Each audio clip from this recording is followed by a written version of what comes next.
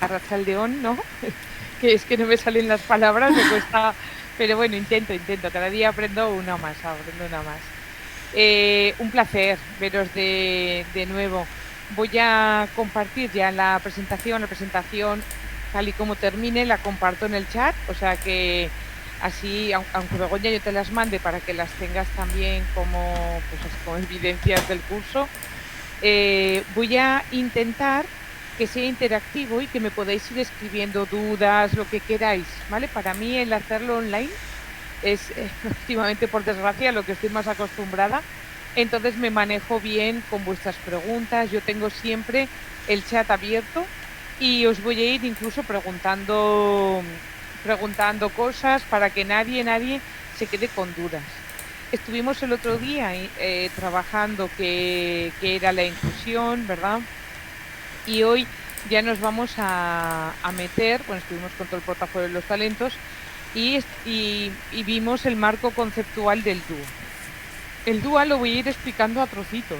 Por ejemplo, hoy, que son las medidas organizativas, ¿verdad? Todos son, pues voy a situaros, lo primero que voy a hacer es situaros en ese marco conceptual del diseño universal para el aprendizaje, qué pautas se refieren a estas medidas organizativas. Y luego ya profundizaremos en las medidas. Recuerdo que había bastantes personas que estabais de profes de PT, ¿verdad? Estabais también consultoras, orientadoras. Me acuerdo de un profesor de francés, lo que no me acuerdo si ha venido todavía, no recuerdo su nombre.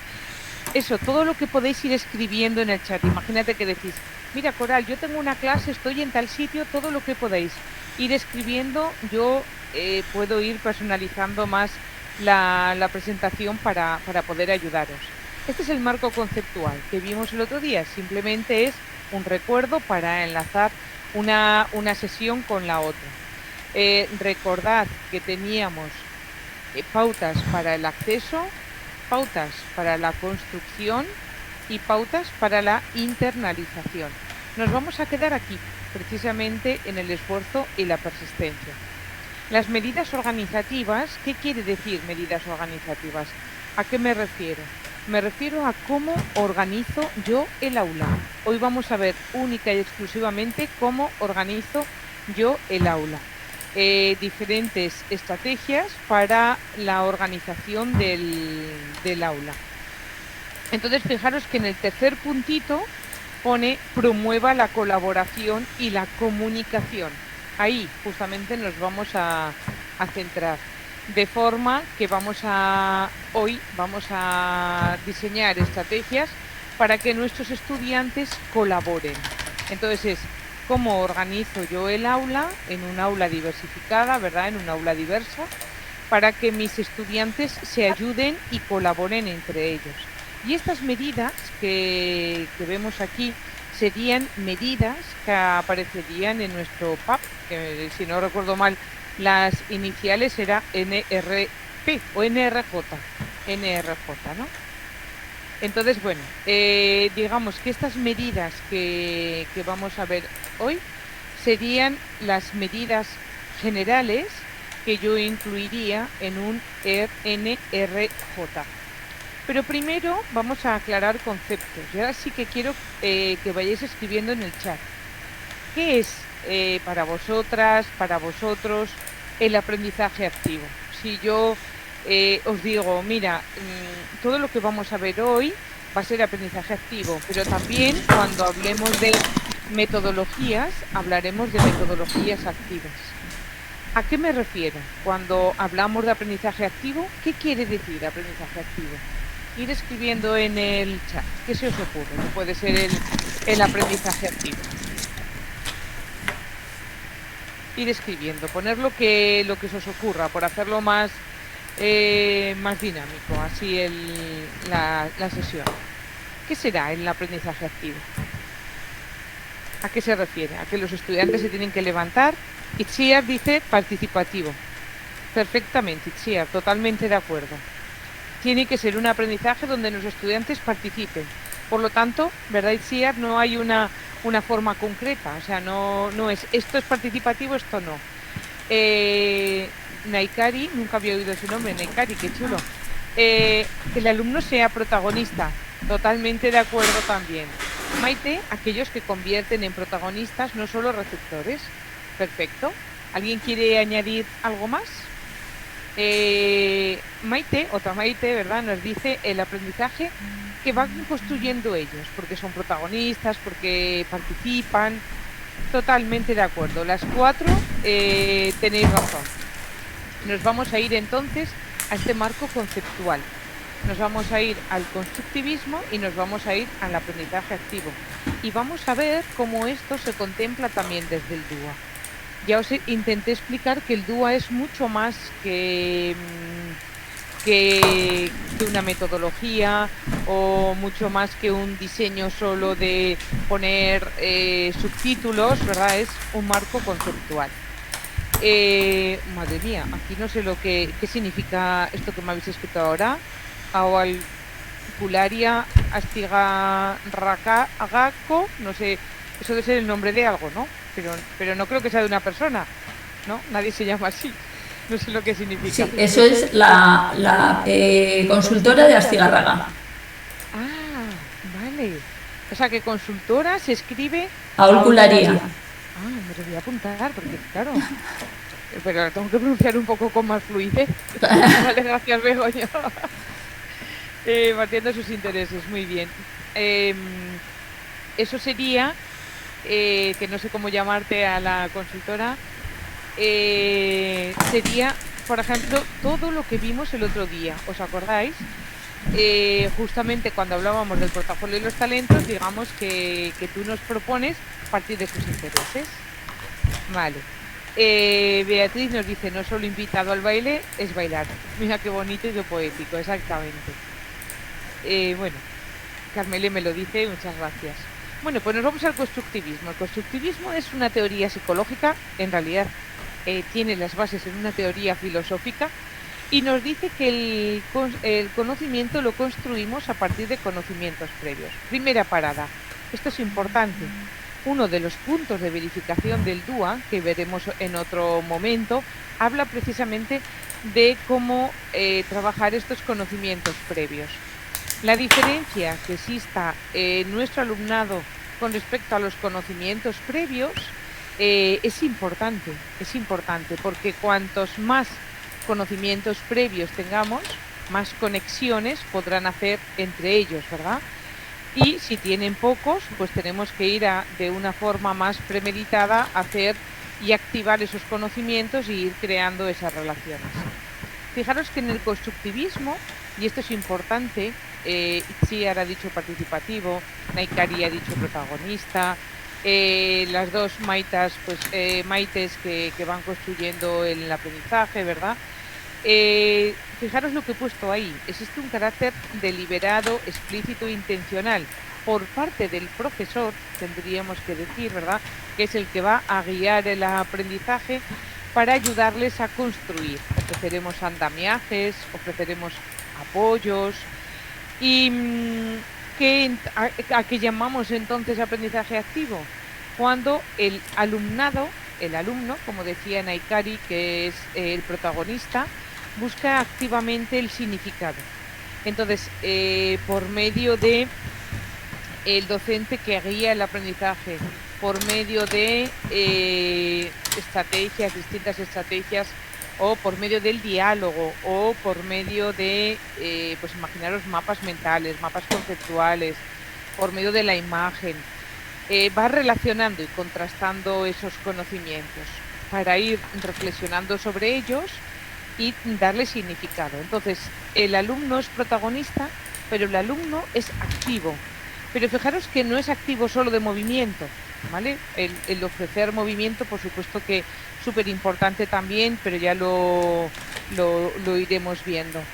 Sino que es activo en cuanto a la conexión y construcción del significado, ¿verdad? Entonces, en realidad es todo lo que vosotros ya habíais dicho. Si resulta que recordamos, ¿verdad? Porque lo vimos el otro día y lo iremos recordando siempre, aquella pauta DUA que yo os enseñé, teníamos una fila entera dedicada a la construcción. Aquí lo pongo en grande y entonces tenemos esfuerzo y persistencia, tenemos lenguaje y símbolos y tenemos expresión y comunicación. Las iremos viendo todas.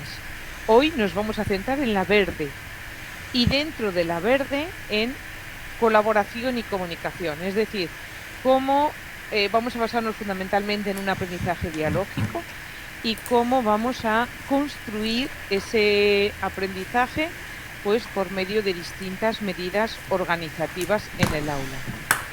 Esto nos llevaría también a lo que nos decía, que el estudiante sea capaz de hacer esas relaciones, ¿verdad? Eso sería la internalización. Teníamos la autorregulación, la comprensión y las funciones ejecutivas. En la comprensión es donde está, ya lo veis, los conocimientos previos y es donde está la transferencia, es decir, y la generalización. Y una vez que he aprendido esto en la vida real, ¿dónde más lo puedo aplicar? Seguimos aclarando conceptos. ¿Qué diferencia hay entre ejercicio, actividad y tarea? Me vengo aquí atrás para que no lo veáis y escribo en el chat.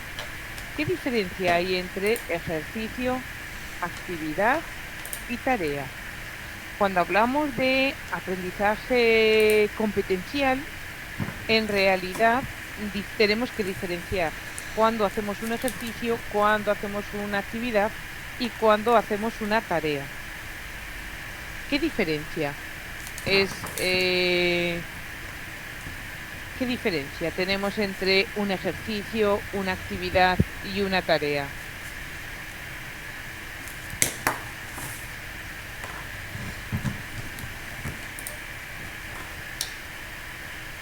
¿Alguien sabría poner algo?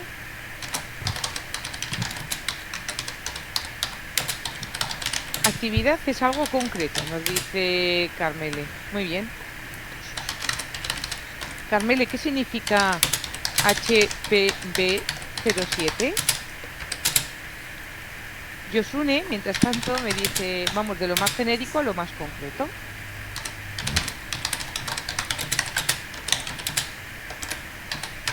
Itziar dice, la tarea tiene como finalidad, ¿no?, funcional, un reto. Ahora lo vamos a ir aclarando. Ejercicio, requiere participación, dice Carmele. El ejercicio, dice Begoña, sería cuando hemos aprendido un procedimiento y vamos a ejercitarnos en él para tener un mayor dominio.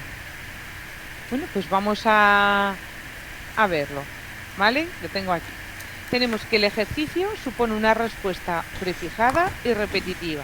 O sea, machaca, machaca, machaca.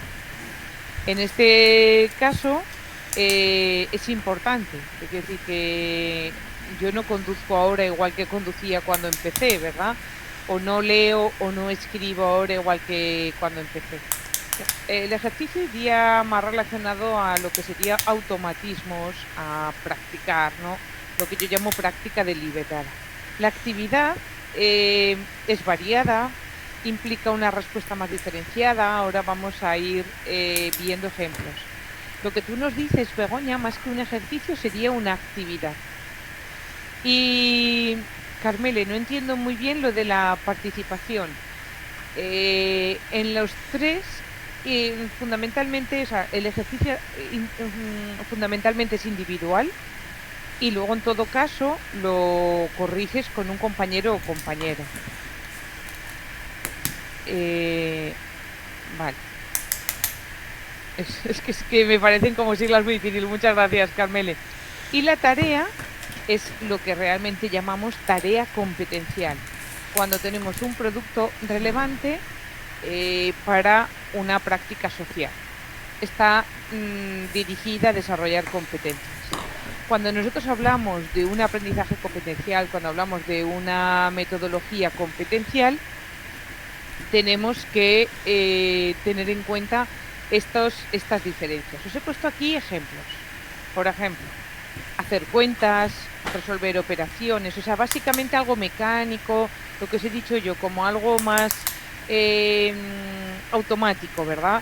Copiar, colorear, unir con flechas, memorizar, aprender un vocabulario. Esto sería ejercicios. Entonces yo ahora sí que os pregunto y quiero que contestéis también en el chat. Os pregunto, los ejercicios son necesarios, no son necesarios, son, debemos hacerlos, no, hacemos demasiados ejercicios en clase, los exámenes solo son ejercicios. Fijaros que os pongo distintas reflexiones para que cada persona reflexionéis sobre la que os parezca más interesante.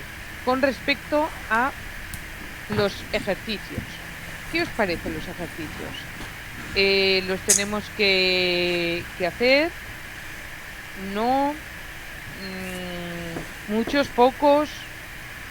¿Hacemos demasiados?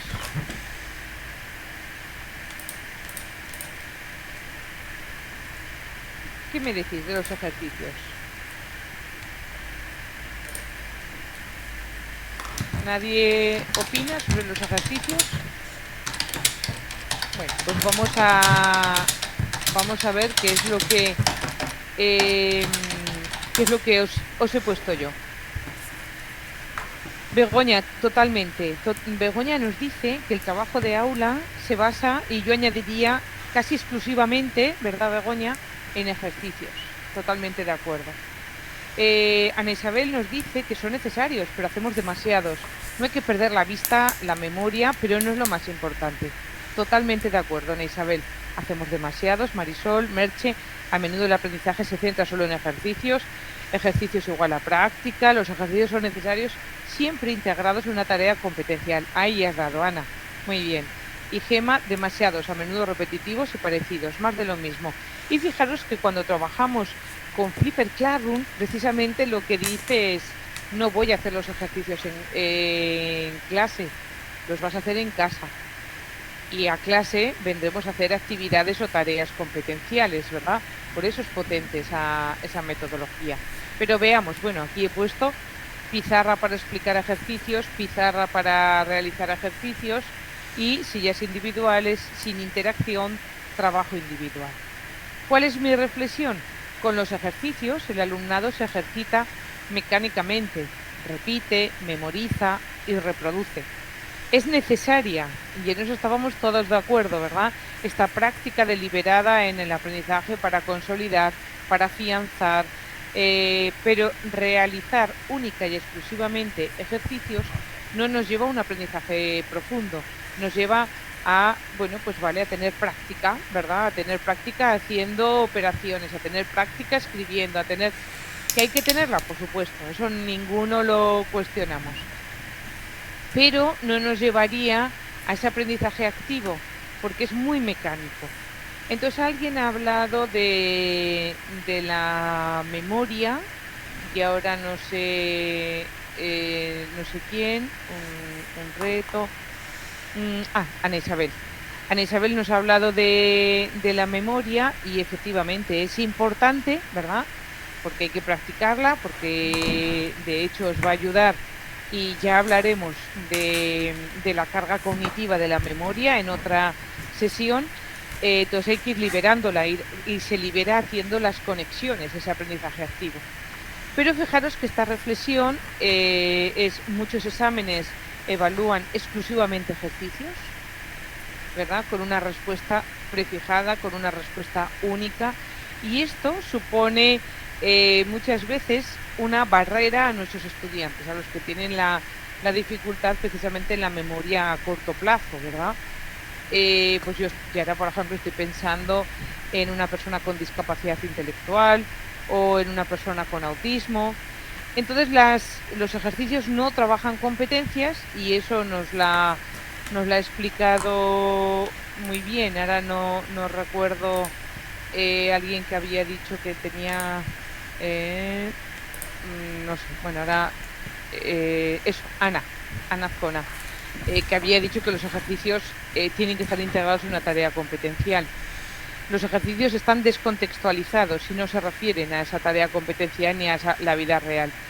Realizar, por lo tanto, solo ejercicios no sería trabajar competencialmente, pero sabemos que son importantes. Perfecto. Nos vamos a las actividades. Aquí tenemos ejercicios, o sea, ejemplos de actividades. Dictados, el dictado ya supone escuchar y escribir. Fijaros que ya son más habilidades, ¿verdad?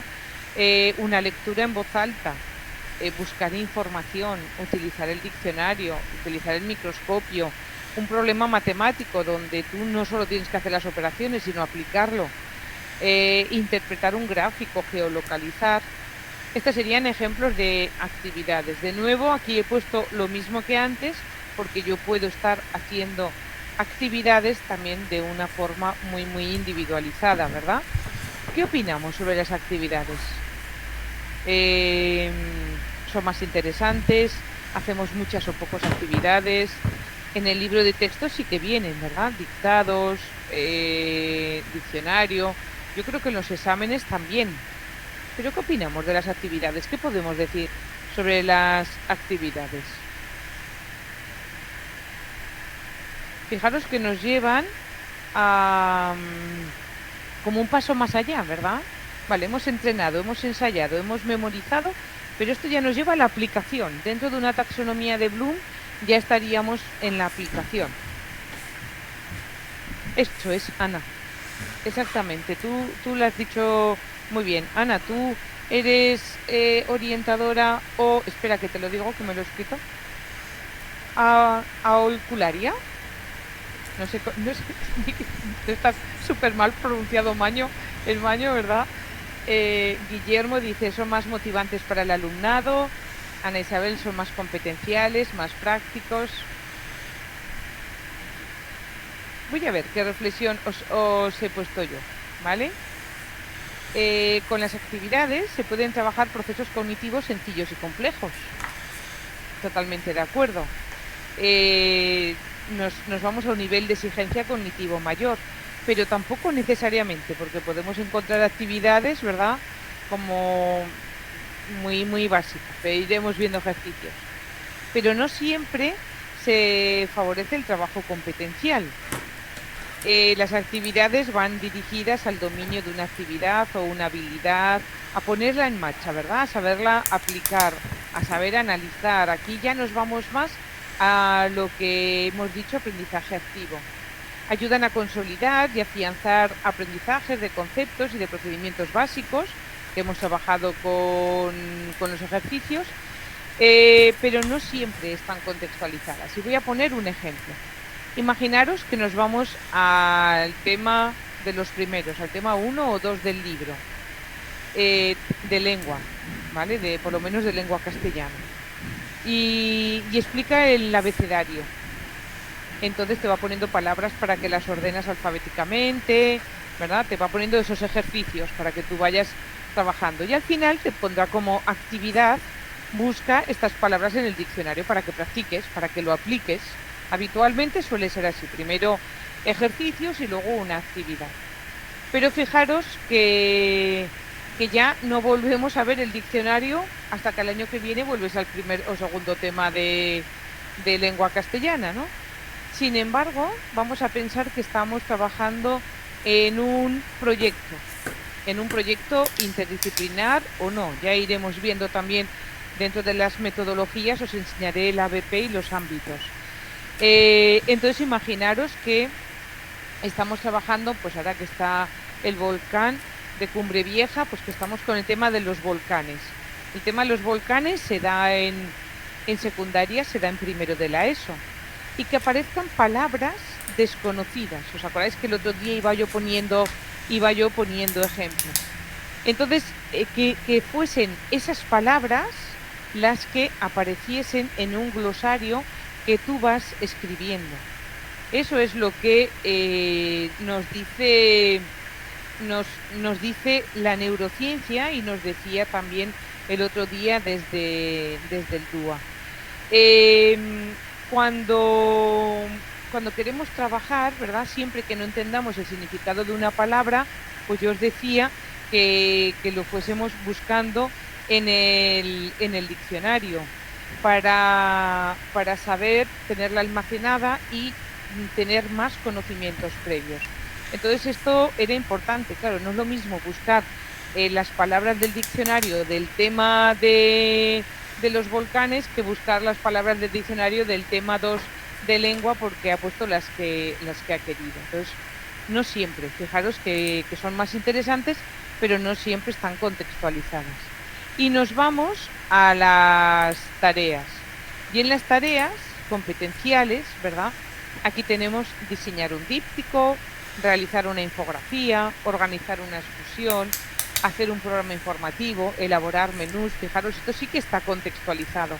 Y hemos dicho que son productos socialmente relevantes, es decir, ya nos vamos al contexto, nos vamos a la realidad cercana, a propuestas que partan de sus propios intereses, que también lo había puesto alguien. ¿Qué me podéis decir de las tareas? Aquí he puesto mesas para trabajo en equipo, para buscar información, y aquí he puesto zona de descanso, rincón de la calma, rincón de lectura. Fijaros que este podría ser una imagen, es una imagen de internet, podría ser una imagen de lo que sería un aula diversificada. Precisamente hoy vamos a hablar de cómo organizar esos pupitres. Esas serían las medidas organizativas.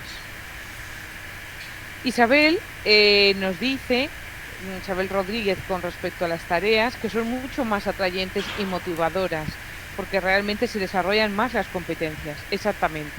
Digamos que tenemos que irnos al desarrollo de tareas competenciales. Pero alguien había dicho antes que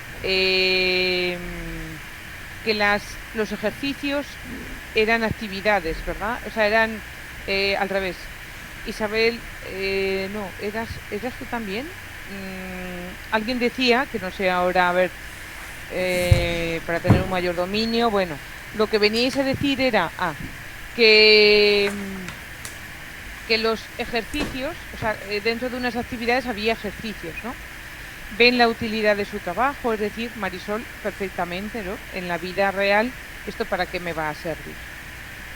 Lo que yo os digo es que en las tareas no hay respuestas prefijadas, es decir, si yo os digo vamos a hacer una infografía que contenga esto, todas las infografías van a ser diferentes, no hay una respuesta prefijada, memorística y repetitiva.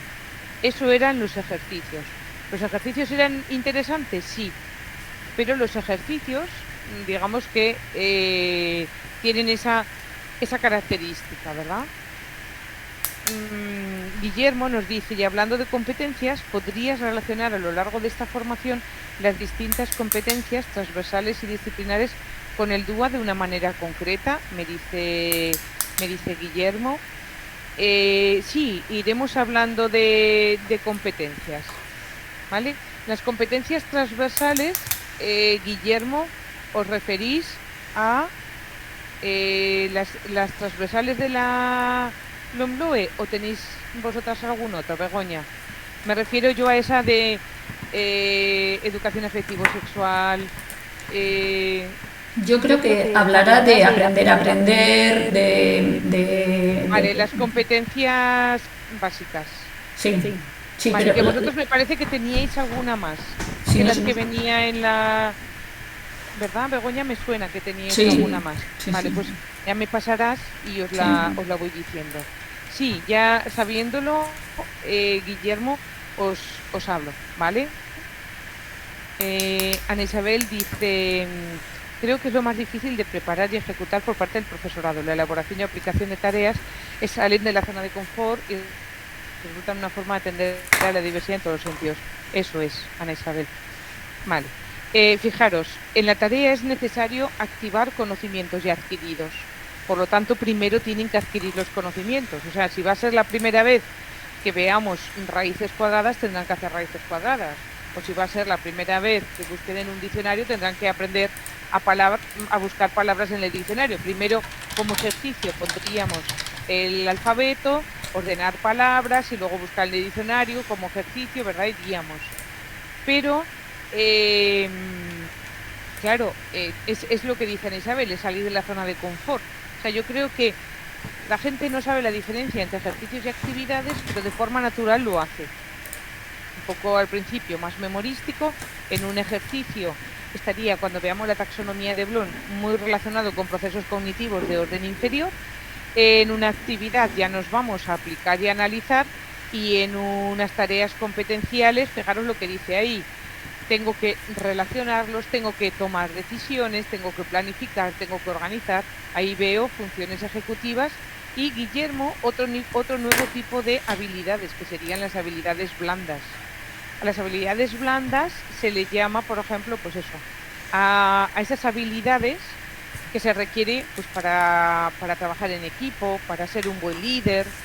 Dice que las empresas cada vez buscan más esas habilidades que serían habilidades para la vida, habilidades sociales, ¿no? Que se trabajan cuando trabajamos en equipo.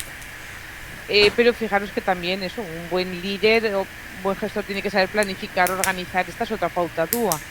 Con la tarea se activan varias competencias, eso es lo que iremos viendo. Y engloba, esto es importante, ejercicios y actividades. Pero siempre, ¿por qué pongo que tienen que estar alineados con el objetivo de aprendizaje? Porque muchas veces ponemos un objetivo de aprendizaje y algunas actividades que no tienen nada que ver con ese objetivo. O sea, eh, imaginaros que estamos trabajando con el abecedario y yo pongo, si yo como objetivo digo buscar en el diccionario, pues tienen que saber buscar en el diccionario. Pero si yo pongo conocer el alfabeto, pues el buscar en el diccionario no está de acuerdo, es como más elevado, ¿entendéis? Entonces depende de lo que es importante. El tema de los objetivos es súper importante, porque eso nos va a llevar a trabajar de una forma o de otra. Estos son ejemplos de tareas. Entonces, para trabajar el barrio, pues yo voy a trabajar, tengo que trabajar ejercicios, tengo que saber, pues por ejemplo, el sistema métrico decimal para medir la longitud de las calles, o funciones y gráficas si yo quiero representar gráficamente pues franjas de edades que puedan vivir en ese barrio, ¿no? O quiero analizar con estadística y probabilidad, es decir, tendré que ir haciendo ejercicios pues de medir con manos, de medir con pies. Y actividades pues ya sería buscar información sobre el nombre de las calles, o incluso dibujar planos, o escribir una carta al ayuntamiento. Y como producto, porque siempre tiene que haber un producto final socialmente relevante, ¿verdad? Pues diseñar una guía turística o poner códigos QR. Pero previamente hemos hecho ejercicios y actividades. Esto yo quiero que quede claro, porque es la clave.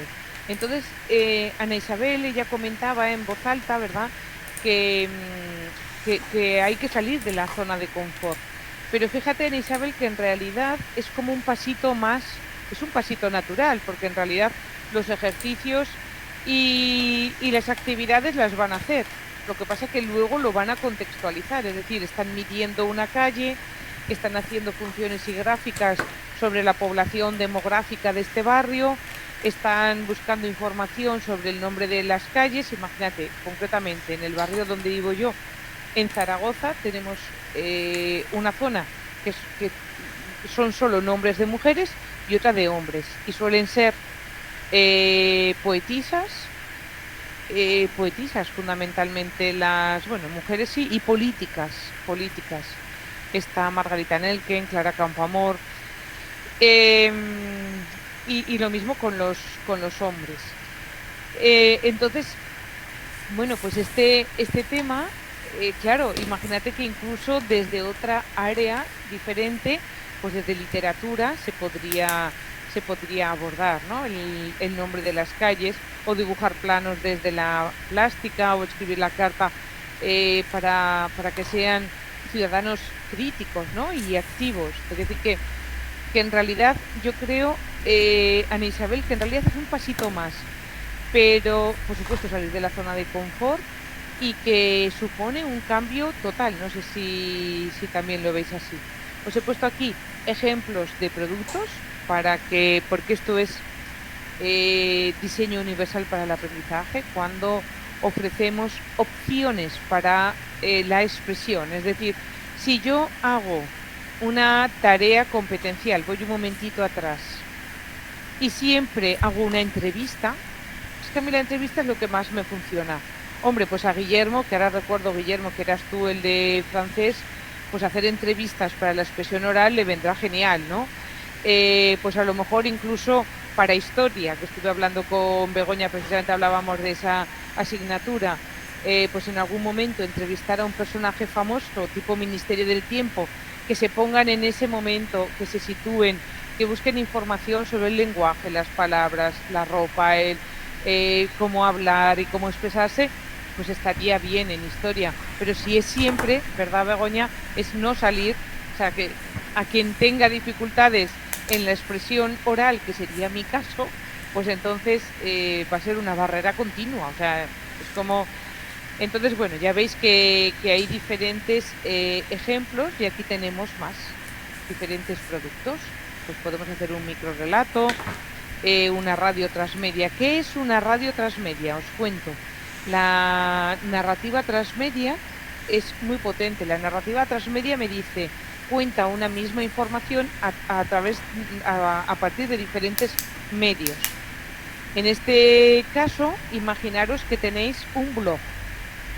Voy a poner el ejemplo de primaria, ¿vale? Y que os vais de excursión, os venís de excursión a Zaragoza a ver pues las ruinas romanas, a ver el Pilar, lo que sea, no tengo ni idea, lo que queráis. Imaginaros que al día siguiente en clase la profesora os dice, vais a elegir la forma en que queráis contar todo lo que vimos ayer. Podéis hacerlo de forma escrita, entonces serían, para que hagáis una idea, ¿no? Serían periodistas de estos que escriben, ¿verdad? Podéis hacerlo de forma oral, en un podcast, seríais locutores de la radio, o podríais hacerlo, contarlo a través de las imágenes y fotos que habéis ido haciendo, como una secuencia. Hemos visto la Zaragoza romana, la Zaragoza renacentista, entonces contar la Zaragoza que queráis, de todas las Zaragozas que hemos visto, desde la escritura en el blog, desde la voz en un podcast o desde las imágenes. Eso es una narrativa transmedia, contar una misma información a través de distintos medios. Entonces, un blog permite que tú escribas, que tú insertes el podcast o que tú incluyas el vídeo que has creado con imágenes. Entonces, una radio transmedia, es muy dúa, muy dúa, porque ofrece opciones para que se expresen. Y en un momento determinado, pues yo, que ya sabíais que era la que tenía las barreras lingüísticas, utilizo la imagen y poco texto. Pero te cuento también la información. Todos te están contando la información desde diferentes medios. Entonces, bueno, aquí tenéis distintas opciones. Si queréis un día que profundicemos, pues lo profundizamos, ¿vale? Nos vamos a Hattie, a John Hattie. John Hattie es un psicólogo neozelandés que lleva años trabajando lo que son las evidencias a través de metaanálisis. ¿Qué es un metaanálisis? Un metaanálisis es no hacer experimentos, no hacer investigaciones nuevas, sino investigar las que ya hay. Es decir, de todas las investigaciones que hay, en este caso en lengua inglesa, ¿verdad? Sobre aprendizaje cooperativo, sobre estrategias de feedback efectivo, bueno, hay un montón. Si a alguien le interesa el tema de John Hattie, me escribe ahora y os digo libros, lo comparto en la red. Entonces él nos dice la importancia de que los docentes seamos activadores y evaluadores. Y yo creo que esta es la clave. Un docente activador dentro de estas metodologías activas son, y fijaros que he vuelto a poner otra vez explícitamente, es decir, que de una manera explícita, con premeditación, alevosía, nocturnidad, como queramos decir, ¿no? Pero que que lo haces conscientemente para que tus alumnos además aprendan también de forma consciente, pues vas ofreciendo apoyos, ajustes, es decir, vamos guiando el aprendizaje. Y aquí tenemos a estudiantes que necesitarán más ayuda, más apoyo, ¿verdad?, que otros. Y nos vamos al docente evaluador. El docente evaluador, y esto también es clave, tiene que saber el nivel en el que están sus estudiantes para ir haciendo ajustes. Y aquí es donde aparece el multinivel, que lo veremos en otro momento, otro día. Si veis que yo voy diciendo cosas en las que os gustaría profundizar o saber algo, lo escribís, como ha hecho antes Guillermo, ¿vale? Para que yo pueda ir haciendo después es más personalizado. En realidad, todo lo que vamos a ir viendo a lo largo de todas las sesiones podríamos incluirlo dentro de un plan de atención a la diversidad. Y serían las medidas organizativas y metodológicas que aparecería en un NRJ. Entonces, ir pensando en la utilidad que puede tener todo lo que vamos a ir viendo en estas sesiones. Nos vamos a ir a trabajar, a ofrecer respuestas dentro de lo que sería un aula DUA, un aula diversificada. Pero, ¿a qué me refiero yo cuando hablo de un aula DUA o un aula diversificada? Yo en realidad me refiero a vuestras aulas, ni más ni menos, ¿no? Donde lo natural es que tengamos diversos niveles, donde lo natural es que tengamos distintos ritmos de aprendizaje. Hay estudiantes con un ritmo rápido, hay otros estudiantes con un ritmo cognitivo más lento, ¿verdad? Donde lo habitual es que tengamos distintos intereses, que también lo estábamos diciendo antes. Entonces, en este aula, y ahora lo vamos a ir enlazando ya con el DUA, tenemos que utilizar el tiempo de una forma flexible, y esto también va a ser importante. Habrá ocasiones que tengamos un tiempo para todos y otras ocasiones en las que les digamos lo que tienen que hacer y ellos se organizan y planifican el tiempo. Y debemos ofrecer, como nos dice el DUA, múltiples formas para comprometerse con la tarea, para representar o presentar la información, y múltiples formas para la acción y la expresión. Todo eso son los 3 principios DUA que vimos el otro día, pero que todo lo que yo vaya diciendo lo iré enmarcando allí. El profesorado del aula diversificada conoce las necesidades, hemos dicho que es un docente evaluador, ¿verdad? Pero también conoce las fortalezas, los intereses. Y por eso estuvimos hablando precisamente del portafolio de los talentos. Ana Isabel nos dice, madre mía, no dices el madre mía, pero por las exclamaciones es como decir, qué difícil aplicar todo esto con el profesorado de secundaria. Por eso, Ana Isabel, los 3, al menos 2 vídeos, 3 que traigo son de secundaria, para que, pensando en eso, ¿vale? Y porque mi experiencia también me lo dice así. Cuando yo voy a dar formación, me dicen, sí, eso, pero en primaria es fácil, pero en secundaria, entonces no te lo va a contar Ana Isabel, ni te lo va a contar Coral, te lo cuenta esta maestra o este profe que lo está llevando a cabo. Y eso, Ana Isabel, funciona. Tú vas allí y le dices, no, mira, mirar este vídeo y luego hablamos. Yo esa es la estrategia que utilizo, ¿eh? Entonces, bueno, pues aquí es donde nos vamos a empezar a enmarcar. En nuestro aula diversificada, la programación didáctica tendrá que estar diseñada con un diseño universal. Y esto, Ana Isabel, es difícil en infantil no, pero en primaria y secundaria sí. ¿Por qué? Porque seguimos el libro de texto a rajatabla. Supone empezar a salir del libro de texto, pero las primeras propuestas, Ana Isabel, que al final te he preguntado si tú eras orientadora y creo que te lo he preguntado a ti y no sé si me has contestado. ¿Me puedes contestar ahí? Así os voy conociendo un poquito. Os haré propuestas para trabajar con el libro y sin el libro, ¿vale? Para que veáis que podemos ir avanzando. La evaluación, daremos una sesión, yo creo, Begoña, que la podemos dedicar a la evaluación, que parece que como a ti te veo con la cabeza, genial, la dedicaremos a la evaluación, pero Tomás, eso, ir apuntando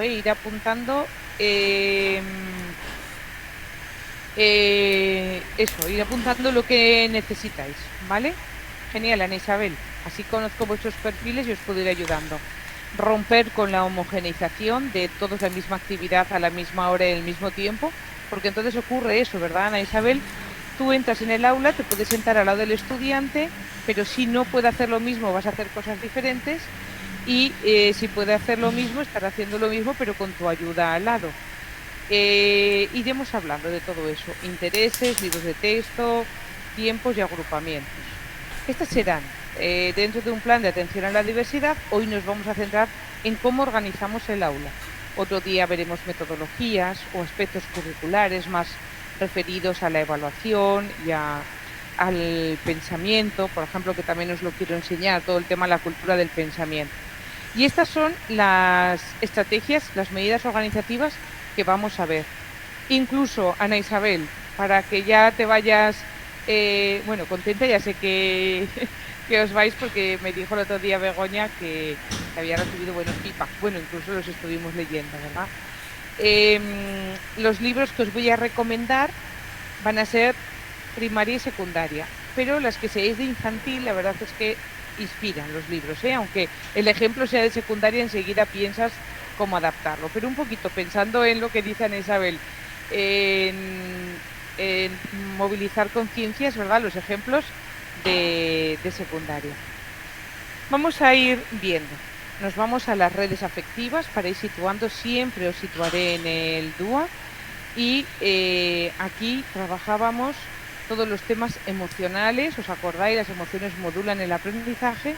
Y nos vamos a situar fundamentalmente en la construcción. Aquí la neurociencia nos dice que el cerebro es un cerebro social y que debemos colaborar, y el punto de verificación concretamente nos dice promueva la colaboración y la comunicación. Pues a eso nos vamos. Primer ejemplo, vamos a ir viendo los vídeos. Tercero de la ESO, son estaciones. Y primero me preguntaréis, ¿pero qué son las estaciones, Coral? Os lo he definido aquí en la derecha. Son diferentes puntos dentro de una clase donde los estudiantes a la vez, o sea, de forma simultánea, realizan tareas diferentes, ¿vale? Entonces, vamos a escuchar a este profesor. Es muy cortito porque es muy casero, pero da igual, nos hacemos a la idea y nos inspiramos. Y luego sigo hablando. Estamos trabajando por estaciones y este grupo está haciendo emparejar factores con características, como le podría pasar al clima. Este grupo está creando ¿qué clima? Vale, os voy avisando. Bueno, ya veis que es andaluz, tiene acento de andaluz, ¿verdad? Este es un profesor de geografía en la clase de tercero de la ESO. Tiene la clase dividida en 5 equipos y cada equipo está haciendo una cosa diferente. Están trabajando en equipo, pero quiero que os fijéis que los estudiantes tienen como un folio o algo que les ha preparado él en todos los equipos, ¿vale? Seguimos viéndolo. El Mediterráneo. Clima mediterráneo, perfecto. No os preocupéis que grabo solo las manos, no grabo las caras. A ver, correcto. La precipitación está incorrecta. En un clima mediterráneo no puede llevar tanto.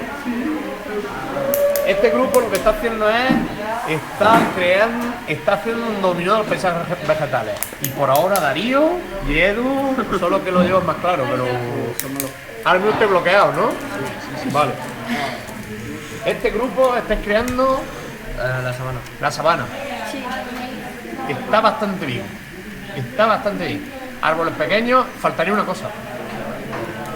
¿Qué vegetación en el suelo? Porque los árboles no es lo que más... La planta, pero no la encontramos. Sí, míralo. Esto pues... Esto, Ahí está. vegetación herbácea. ¿Vale? Eso ya sería la sabana, perfecto. Este grupo está creando Clima oceánico. un clima oceánico, hasta la altitud imposible.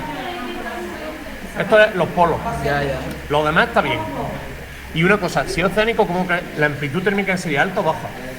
Bajo. Pues entonces es muy grande. Esto es muy grande. ¿Vale?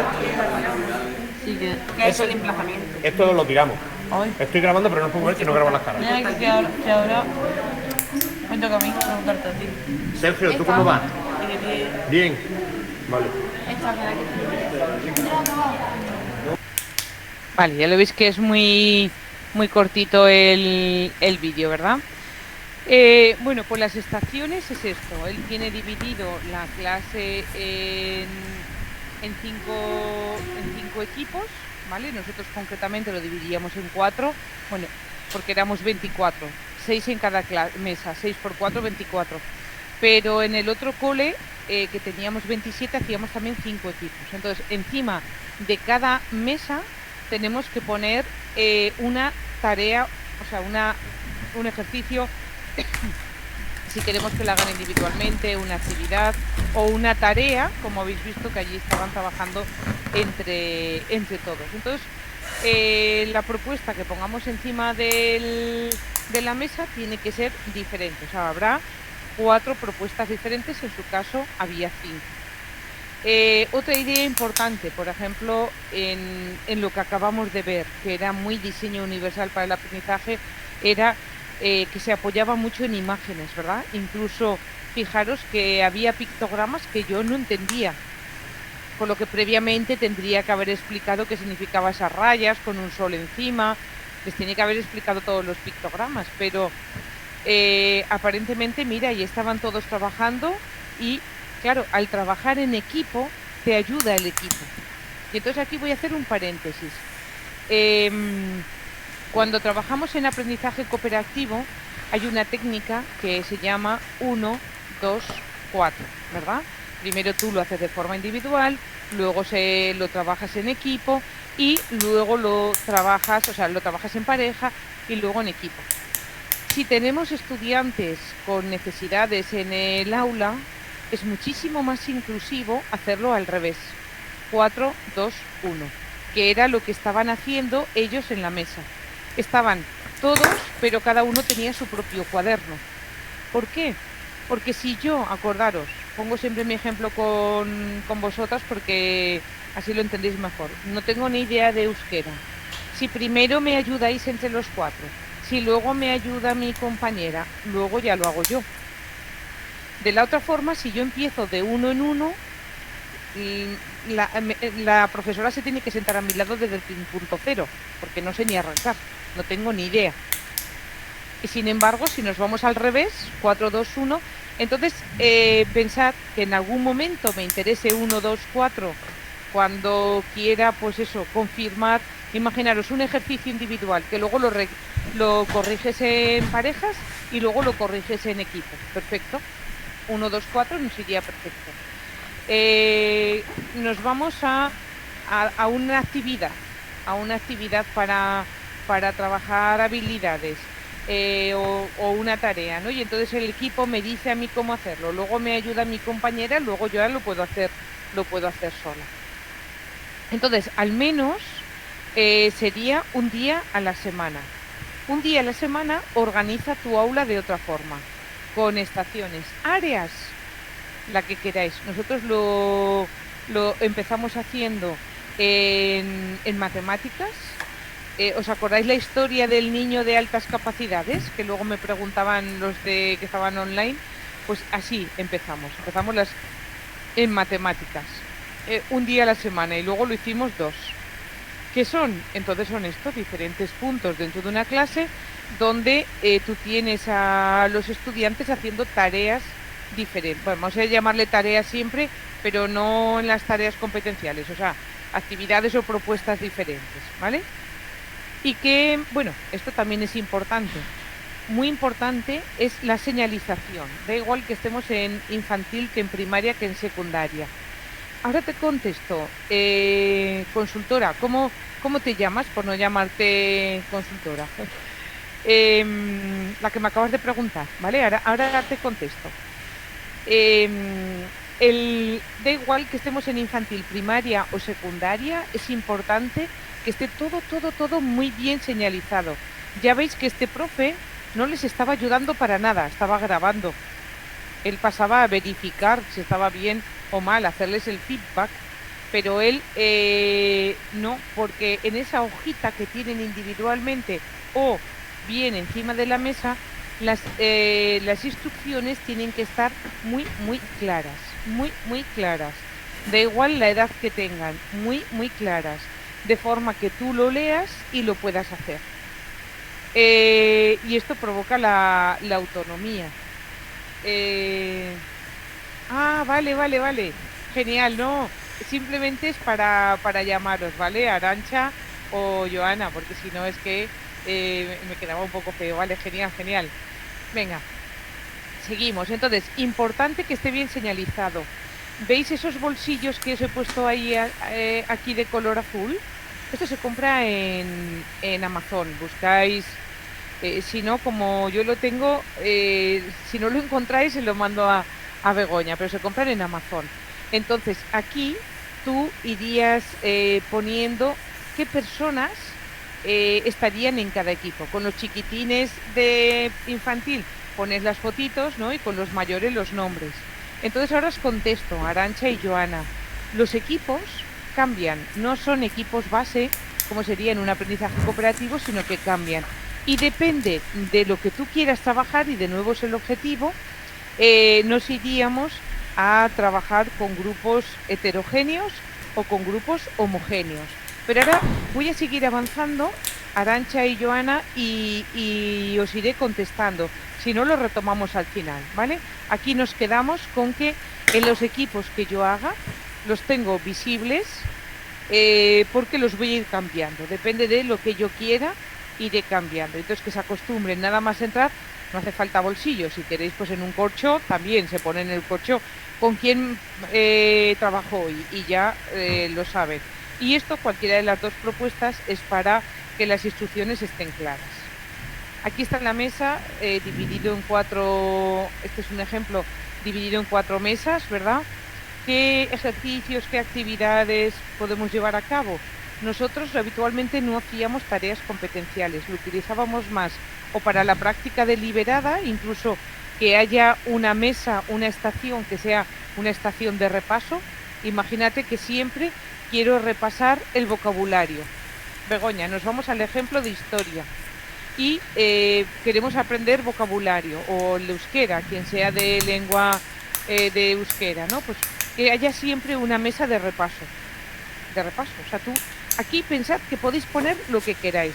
Y nosotros poníamos problemas matemáticos, por lo tanto, aquí fijaros que lo que hacíamos era abrir el libro de texto en los problemas matemáticos que tocaban, pero los hacían en la estación.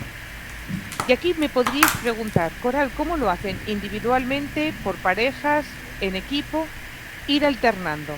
Que un día lo hagan solo, que otro día lo hagan por parejas, que otro día empiecen todos a la vez con lápices al centro, aunque no sea la técnica de un aprendizaje cooperativo. Ir alternando, ir trabajando el que nos podamos ayudar con la práctica deliberada, ¿vale? Aquí vosotras mismas. En los problemas matemáticos, incluso lo hacían individualmente, luego cogían la calculadora y lo comprobaban. Ir utilizando diferentes estrategias para trabajar todas las destrezas que se os ocurran. Mamen, sí, ahora lo cuento, ¿vale? Luego hay otra que era operaciones, entonces de nuevo abríamos el libro de texto. Empezamos en problemas matemáticos y en operaciones con el libro de texto en cuarto de primaria. Como teníamos multinivel, las siguientes sesiones, fijaros que estoy hablando de que primero tengo que sentirme más o menos cómoda, ¿verdad? Ya empezamos a multinivelar, de forma que tú tienes a distintos estudiantes haciendo problemas matemáticos diferentes. Con la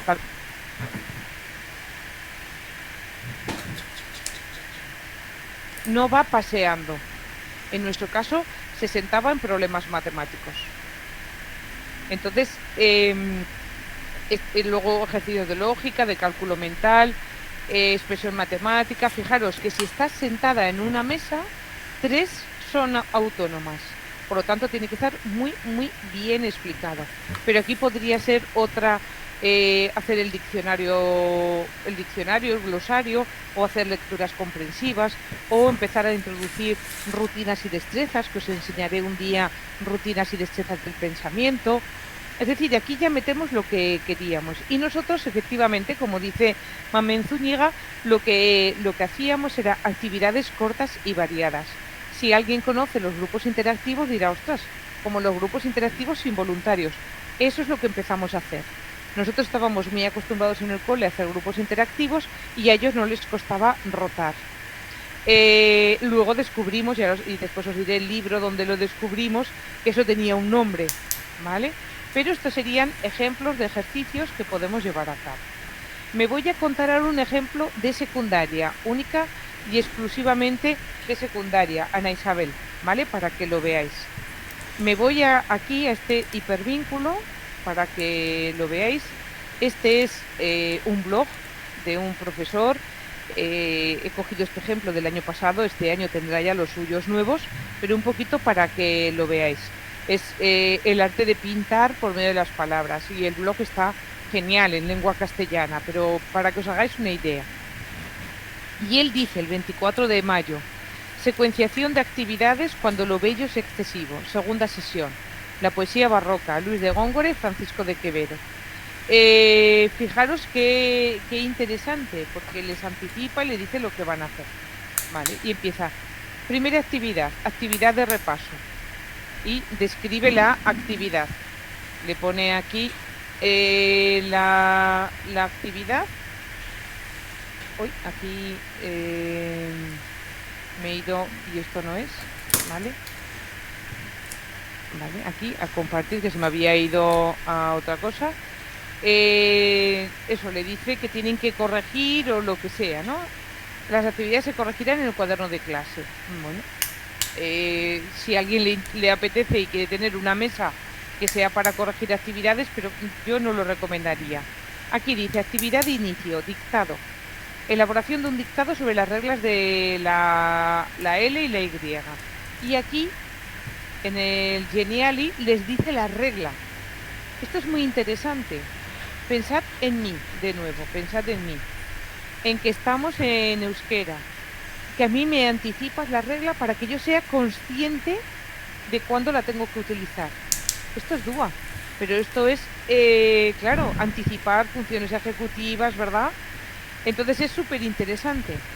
En este caso, yo podría, una de las mesas, que fuese un dictado. Yo me preparo unos dictados y que sea el dictado. Nosotros trabajábamos con dictados multinivel, es decir, teníamos distintos niveles de dictado y en este caso, a Arantxa y a Joana, a vosotras dos, os digo que cuando hacíamos dictados por parejas, no eran estaciones, era otra versión diferente, pero cuando hacíamos dictados por parejas, hacíamos parejas homogéneas. A mí no me puede, o sea, yo no puedo dictar, sí que me lo puede dictar una persona que sepa mucho euskera perfectamente, palabras sueltas, pero yo no podría hacer un dictado efectivo a una persona que tiene un nivel muchísimo más alto que yo de euskera, ¿no? Entonces necesitábamos hacerlo de forma, eso, como un poco más homogénea. Aquí en la actividad de desarrollo, pues he hipervinculado esta actividad que le ponía, actividades, ¿vale? Les ponía que viesen el vídeo, mientras no sé qué. Bueno, pues ahí tenían la actividad de desarrollo que iban a hacer. La actividad de aprender a aprender, y aquí Guillermo es una forma de incluir siempre estas estrategias, que en realidad es una pauta DUA, ¿verdad? Entonces, comparar y contrastar son procesos cognitivos ya de orden superior. Tú ves este vídeo y realizas el organizador gráfico compara y contrasta, que os lo enseñaré, ¿vale? Para que lo veáis. Y siempre una de revisión, de refuerzo, de profundización. Entonces aquí es lo que te decía, Mamen, el alumnado rota con tareas cortas y variadas, pero vamos a pensar que en secundaria tenéis menos tiempo. Efectivamente tenéis menos tiempo, ¿no? Entonces podéis decir, pues mira, lo voy a utilizar las estaciones 2 días a la semana porque me interesa que dure media hora.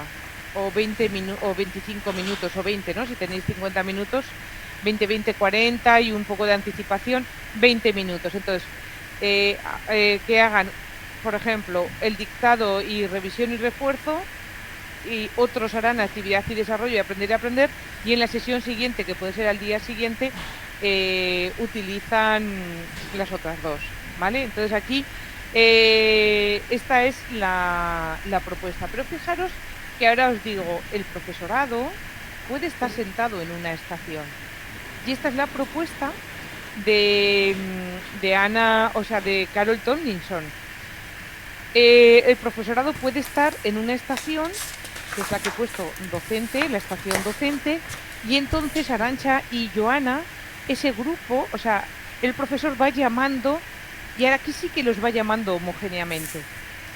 Digamos que también podría ser, hay veces, que se trabaja toda una sesión, o sea, tú preparas 4 actividades diferentes para que te duren 1 hora entera. Vamos a pensar en que estamos en historia, aunque estemos en primaria, y que en una mesa están haciendo el mapa, en otra una línea del tiempo, bueno, que estás preparando en otra ejercicios del cuaderno, del libro, no sé, por poner algo. Pues a lo mejor en el equipo del docente estamos las personas que tenemos más desconocimiento del idioma y nos está como explicando en euskera, despacito, con apoyos visuales, algo, por ejemplo, ¿vale? Entonces, no descartéis que pueda haber una quinta estación para actividades de refuerzo, de ampliación, de explicación. Y este ejemplo, la tienda, lugar de pruebas, está en este libro. Este es el libro que os recomiendo, El aula diversificada, de Carol Tomlinson. Este libro lo tengo yo en PDF, Begoña, os lo voy a pasar, aunque sea así pirateo. Las personas que estéis de consultoras y de orientadoras, os digo cómo lo trabajé yo. Fotocopié el capítulo 7, solo el capítulo 7, ¿vale? Por las dos caras de lo que os voy a mandar. Lo puse en las casillas de todos los profes.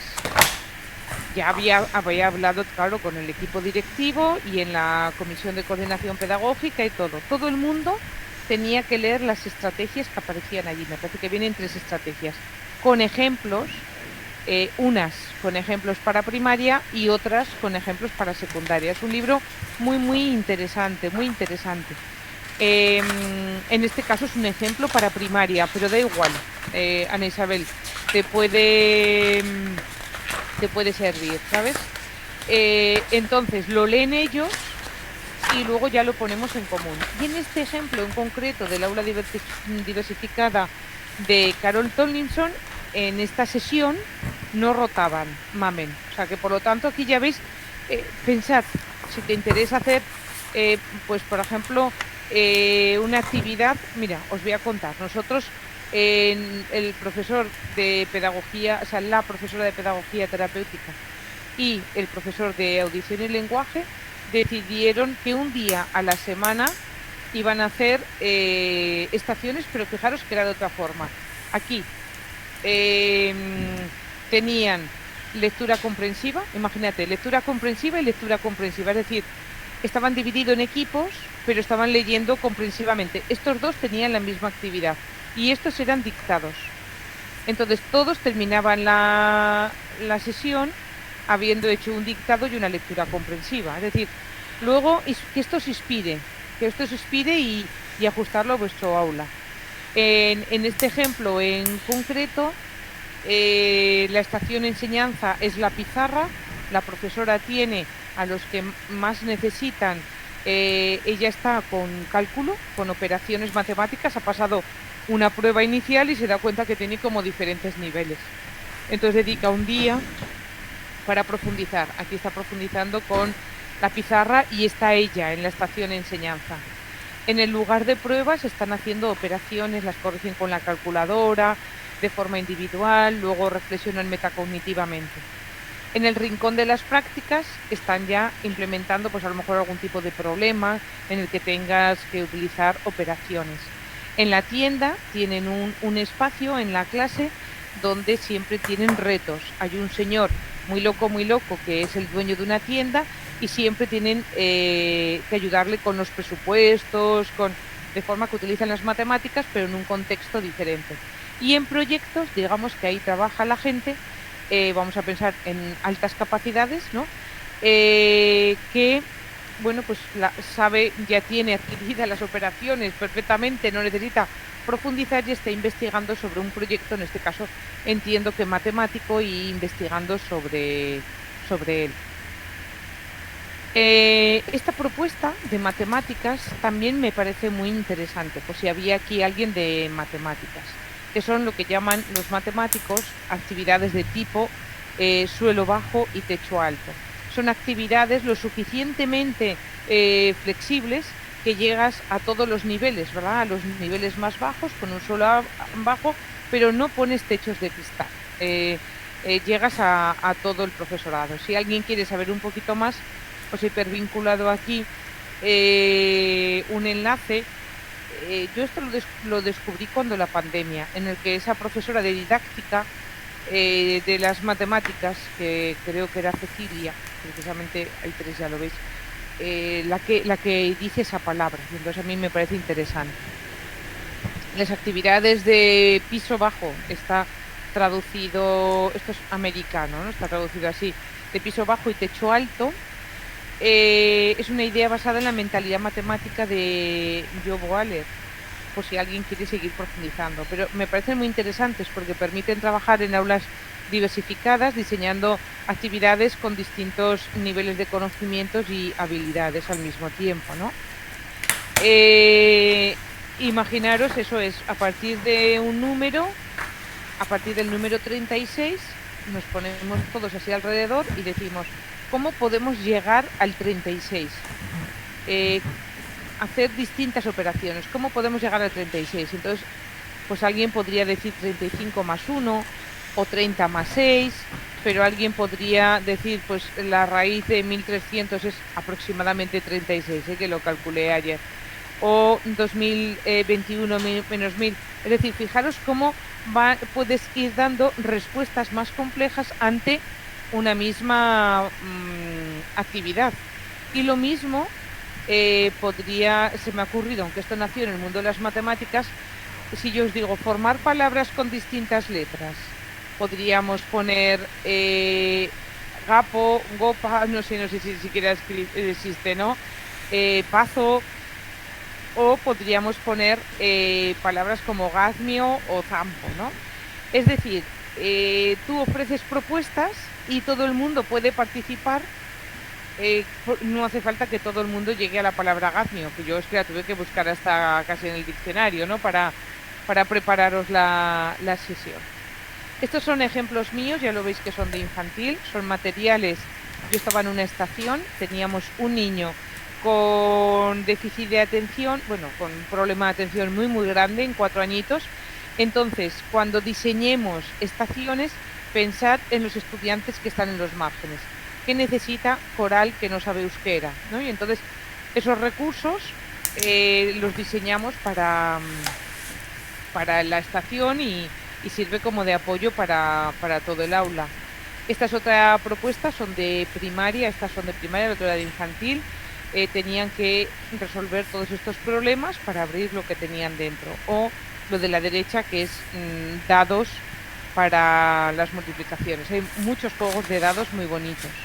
Entonces, las estaciones, interesante para todas las etapas, adecuado para ejercicios y actividades, para docencia compartida, para trabajo individual. Y aquí tengo un libro, que os lo he puesto después en bibliografía, que os súper recomiendo, ¿vale? Os lo he puesto en bibliografía. Está pues explicado con imágenes, es que como tengo el fondo no lo veréis, pero explicado con imágenes de colores, pues desde la organización de los materiales hasta cómo lo planificas, ejemplos de actividades. Ella, por ejemplo, dice, ella pone una estación para revisar, otra para la práctica, otra con una actividad cooperativa, otra con una actividad lúdica, otra para trabajar estrategias, otra con profe. O sea, no es que hagas las 6 a la vez, pero para que tengáis ejemplos, ¿no? Entonces, bueno, yo os había contado las que hacíamos nosotras y ya hace otras, pero muy, muy interesantes. Nos vamos ahora a escuchar a esta profesora de matemáticas trabajando por rincones. Ana Isabel, para ti. Hola, bueno, yo me llamo Silvia, como veis he escogido una presentación muy original, es la primera vez que la veis. Soy profe de matemáticas, de física y química y de economía. Obviamente uso una metodología diferente en cada curso y en cada asignatura, no se puede usar siempre la misma.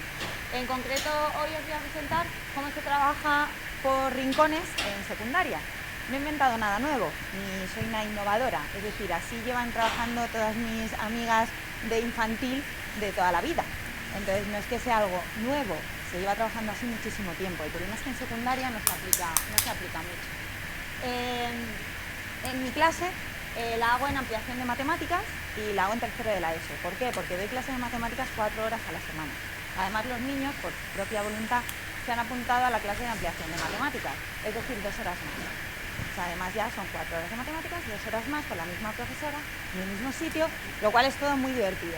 Y además te enfrentas a, no sé vosotros, pero a mí me pasa todos los años, a mí se me dan mal las matemáticas, no me gustan, no las entiendo, no sé cómo he llegado hasta aquí, tengo pendientes las del año pasado, y es una versión constante a una asignatura que me parece súper divertida para ellos. Entonces mi clase la divido en 5 rincones, exactamente igual que en infantil, nada nuevo. 5 rincones y en cada evaluación cuento los días que tenemos clase, como todo el mundo que programa. Entonces, esas cosas que se hacen, pues dices, ¿cuántos días? Pues tantos. La primera evaluación me salieron 25, perdón. Y entonces hice 20 juegos para cada una de estas áreas. Entonces, lo que hago es que ellos tienen 20 juegos que pueden elegir y distribuirse el tiempo y el espacio como quieran. Es decir, ellos llegan a clase, miran como en este derroche de medio se ha convertido en la pantalla en táctil. Entonces, llegan al cuadro en el cual están todas las actividades que tienen para este trimestre, se miran y dicen, bueno, ¿cuántas me quedan por hacer? Entonces buscan la que les queda por hacer y la que les apetece. Hay algunas que son colaborativas, hay algunas que son por grupos, hay algunas que son individuales. Entonces ellos buscan lo que quieren, se gestionan, vienen y me dicen, yo hoy quiero geometría. Y dentro de geometría quiero usar el Tangram, por ejemplo. Entonces, cerramos ahí. Me voy al rincón de la geometría y entonces en geometría pues pueden usar los policubos, que yo los uso para hacer una especie de sudoku. Tenemos el Tangram, o tengo unos juegos que son, pues, esta es la serpiente, por ejemplo, que es una tira y ellos tienen que convertirla en un cubo, o tengo una pirámide tridimensional, entonces ellos tienen que completar esas actividades. Evalúo por rúbrica, pero la rúbrica la tienen ellos. Es decir, ellos pueden autoevaluarse, saben qué nota van a sacar al final de la actividad. O sea, al final, cuando me entregan la actividad, después de que cada uno tenga el objetivo cumplido, ellos saben qué nota van a sacar. Que no quieren trabajar porque este le pueden hacer individual o en equipo, esto es individual, este también es individual. Y entonces dicen, no, es que yo prefiero trabajar hoy, me apetece jugar con alguien. Vale, pues entonces no hacen geometría y lo que hacen es juegos, por ejemplo. Entonces en la parte de juegos, pues aquí os he puesto el ejemplo del biomio. ¿Vale? Entonces ellos se juntan en grupo y cada rúbrica, por la parte de atrás, tiene los objetivos matemáticos que yo quiero que consigan y que ellos se dan cuenta de que se están consiguiendo y las instrucciones. ¿Qué pasa? Que si yo preparo 20 actividades, no tengo tiempo para explicarles las 20 actividades a todos los niños cada vez que cojan una actividad. Entonces tienen que estar muy bien explicadas. También explicadas que puedan jugar solos. Entonces al final es una autogestión del tiempo. Esto me lo preparo antes de la evaluación, lleva un curro antes de dar la clase y cuando estamos en clase, ¿a qué me dedico? A jugar con ellos. Me siento en el grupo que crea que más lo necesita, en la gente que esté un poco más desmotivada, en la gente que... Y entonces me siento a jugar con ellos, sin ningún problema. Esto es la parte de juegos, por ejemplo, pero si nos vamos a la parte de cálculo... Bueno, ya vais viendo que ella, y esta propuesta es muy interesante. Fijaros cómo se definen los rincones en este caso. Diferentes puntos dentro de la clase donde los estudiantes trabajan simultáneamente realizando tareas diferentes. Hasta ahí exactamente igual que estaciones, pero aquí las eligen previamente. Entonces tú diseñas unos rincones previamente y les dejas elegir y que vayan al rincón que quieran. En esta propuesta que nos hace Silvia para secundaria, dedicada a Ana Isabel. ¿Te ha gustado? Para que así te lo puedas llevar al instituto. Eh, lo que hace es un día a la semana divide su clase en geometría, problemas, lógica, cálculo y juegos, ¿verdad? Imaginaros, pues eso, algo lingüístico, ¿no? Pues podría ser comprensión oral, comprensión escrita, expresión oral, expresión escrita, es decir, ir cogiendo competencias o habilidades, en este caso te lo digo a ti, Guillermo, que veáis que tenéis que trabajar. Por ejemplo, lo que decíamos del vocabulario, ¿no? Del vocabulario, del orden alfabético, pues eso se podía trabajar siempre. O la lógica se puede trabajar siempre, no hace falta funciones ejecutivas. Es decir, aquí la verdad es que da mucho juego. Si abro aquí donde os he puesto más info, de nuevo comparto la pantalla. Es un PDF de una profesora de matemáticas de un instituto. Bueno, ya, cuando se abra luego lo miro, que irá despacito y se estará abriendo ahora. Es otra propuesta también de una profesora de matemáticas, pero por escrito. Esto sería para infantil, sobre todo. Imaginaros que entra la profesora de audición y lenguaje y que una vez a la semana trabaja con el grupo clase, pero con rincones. En infantil ya se trabaja con rincones, pero estos rincones son diferentes. Entonces tengo un rincón de conciencia fonémica, de principio alfabético, de fluidez, de vocabulario y comprensión. Y siempre tengo estos rincones ya estructurados a lo largo de todo el curso, con actividades diferentes, ¿verdad? Con actividades diferentes, pero que me permiten ir trabajando a lo largo de todo el curso estas actividades. Esta propuesta también es muy interesante. De nuevo, en los rincones, instrucciones muy claras, porque tú no puedes, y ya esa chica lo decía, ya lo escucharéis más tranquilamente, esa chica lo decía, y se necesitan rúbricas y favorece la autonomía. Entonces, cuando vayamos al tema de la evaluación, pues ya explicaremos lo de las rúbricas. Pero vamos a pensar que al margen, esto era un día a la semana. Un día a la semana mi clase la trabajo de otra forma. Imaginaros en matemáticas, por ejemplo. Pensad en un bloque del currículo que siempre lo pudiésemos trabajar en rincones. Vamos a pensar en la geometría. Que diésemos todo el contenido curricular de geometría a lo largo del año en las estaciones. Eso también sería una propuesta muy interesante. Libero, si tengo 4 horas de matemáticas, pues una la dedico para rincones, para la geometría más manipulativa. Si tengo 3 horas, pues de ahí quito el bloque de geometría, que siempre me toca al final y no me da tiempo a llegar, ¿verdad? Esa sería una propuesta. Y la otra propuesta sería diseñar siempre en clase distintos rincones, de forma que vamos a irnos ahora al alumnado de altas capacidades, pero no necesariamente de altas capacidades. Si termino pronto, ¿qué hago? Y que pueda irse a algún rincón, ¿vale? Esa sería la otra propuesta. Ana Isabel me dice, más que las ideas son buenas, ¿verdad? ¿Cómo motivar al profesorado para que vean que existen metodologías diferentes para atender a la diversidad y las apliquen? Vale, esto ya, Ana Isabel, es una cuestión también de mirada y de convencimiento personal. Te quiero decir que yo, por ejemplo, cuando venían y me decían, ¿y qué hago? Porque es que se esperan recetas mágicas por tu parte en cualquiera de tus dos perfiles. En la PT eres la super salvadora, ¿no? Y la orientadora, pues también, porque pones etiquetas y así les justificas que esos niños no tienen que estar dentro del aula. Yo le decía a la profesora del primer escenario que os conté el otro día, que era muy testaruda y muy... yo le decía que, claro, que lo que estaba haciendo no le funcionaba y que por eso me pedía ayuda. Entonces teníamos que empezar a hacer cosas diferentes. Ana Isabel, si tu perfil ahora mismo es de PT y entras en el aula, aprovecha para decir, oye, ¿qué te parece si hacemos, ¿vale? Para entrar en el aula? Y yo, cuando estaba de orientadora en las clases más tremendas, entraba también, porque para hacer la docencia compartida, que la veremos el próximo día. Podemos tener también un rincón de preguntas, así relacionado con la filosofía. Los primeros libros que hay a la izquierda son, son para pequeñitos. No sé si conocéis el Filosofía para niños. Sofía, de Wonder Ponder. Es que creo que sabéis de infantil y primaria también. Bueno, de infantil, ¿verdad? No lo recuerdo. Si no me ponéis en el chat, sí, sí. Así os pongo ejemplos. Estos libros son súper bonitos. Pues podría ser, claro, con los chiquitines sería poner algún libro, como en el rincón de filosofía, digamos. Y ya con los mayores, pues preguntas. Incluso las preguntas podrían ser retos semanales, o las preguntas podrían ser preguntas que los propios estudiantes ponen. Imaginaros que entran, pues me gustaría saber, podría estar relacionado con el tema que vamos a trabajar o no, ¿vale? Podría estar relacionado o no. Imaginaros que vamos a trabajar sobre los volcanes, pues vamos a investigar sobre los volcanes. ¿Qué te gustaría saber? Y lo ponen.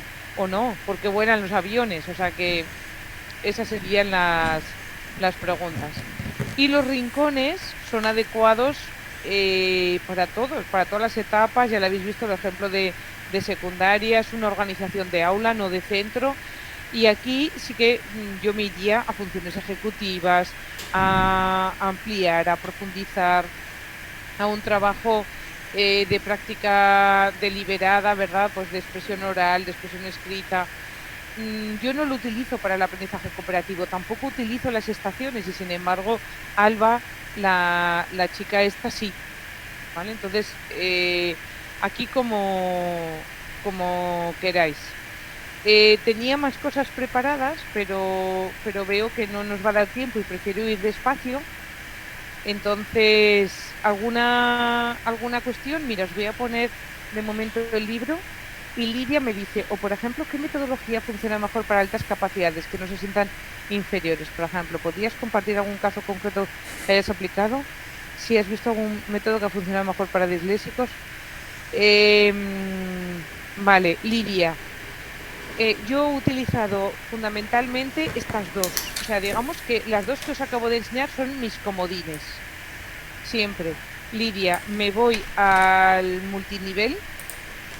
En las estaciones, si queréis abrir ahora la pantalla, si os ve un poquito, me voy al multinivel en las estaciones y entonces van trabajando juntos, pero con actividades de profundización. Y los rincones de enriquecimiento, que le llamo yo, y si termino antes, ¿qué hago? Ahí, conociendo los intereses de los estudiantes, pues nos va genial. A una persona con dislexia, pues tiene muchísimas dificultades. Por ejemplo, Lidia, ¿en qué etapa estás tú? Me lo escribes. Tiene, bueno, me has puesto a partir de 16, por lo tanto estás en secundaria. Tiene muchísimas dificultades con el bachillerato, vale. Con el tiempo, con todo lo que sería secuencial, temporal. Pero ya iré pensando, sabiendo que tienes ese perfil. Digamos que tú en la mesa, me voy a primaria, al ejemplo que hemos visto, Lidia, para que lo entiendas. ¿Os acordáis que he dicho que a veces poníamos problemas de matemáticas y que luego lo corregían con la calculadora? Esa es una propuesta. Habrá ahí, lo que queremos trabajar también es la autorregulación. Pero si yo tuviese, mira, teníamos una niña que tenía dificultades con la memoria a corto plazo y le costaba, bueno, no, esta no era esa, esta era otra, esta era una que tenía problemas de lógica y los problemas matemáticas le costaban un montón. Pues hicimos este labbook de matemáticas para primaria. De forma que veis que ahí están las tablas de multiplicar, la suma. Al empezar, no se ve, pero al empezar, mira, aquí está, este es el empezar. Al empezar tiene los pasos para hacer los problemas. Es decir, que esto le servía de apoyo. Entonces, en la estación, Lidia, ahí tú decías, podéis venir con vuestro labbook. Es decir, el apoyo que necesitaría tu estudiante con TDAH, con dislexia, lo ofreces para que quien lo necesite lo tenga. Y entonces él lo pueda utilizar sin ser diferente. Pero sabiéndolo ya, me voy buscando propuestas. ¿Vale? ¿Alguna cuestión más? Dice Lidia, eso, me interesaría mucho para el bachillerato con sus problemas de adaptación, que igual no están diagnosticados, que están súper apartados del grupo. Es difícil crear una área inclusiva a ciertas edades. Son muy crueles, totalmente de acuerdo, totalmente de acuerdo. Lidia, ¿a quién te referías más? ¿A las altas capacidades, a la dislexia o al TDAH? O a todo. Ah, vale, genial. Ya te veo a todos. Vale, pues eso, que os cuento ejemplos. Si queréis un día incluso os puedo contar como algún tip concreto para los estudiantes.